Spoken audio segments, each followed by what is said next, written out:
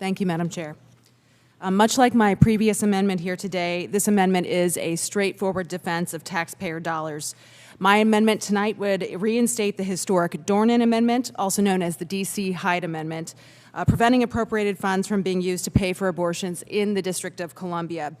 It includes preventing either federal or D.C. revenues from paying for abortion, except in the case of rape, incest, or life of the mother.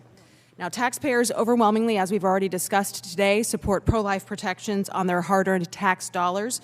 Again, that recent poll that found about 60% of Americans would like these protections to stay in place. And unfortunately, without this amendment, taxpayers would be forced to pay for hundreds of abortions. And that's exactly what happened the last time D.C. Hyde was gutted.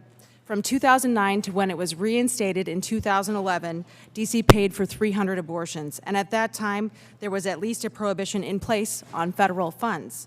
Not anymore.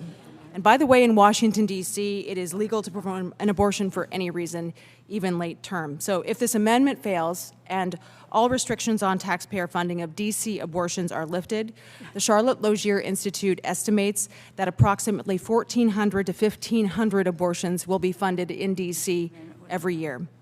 I believe we must stand up for American taxpayers who oppose this kind of horrific spending, and I also believe, most importantly, we must be standing up for America's most vulnerable, the voiceless babies and the women who are harmed by this.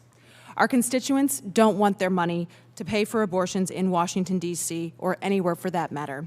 This is a carve-out that goes well beyond fiscal irresponsibility, and it's just plain wrong. I ask for support for the amendment. Madam Chair, I yield back.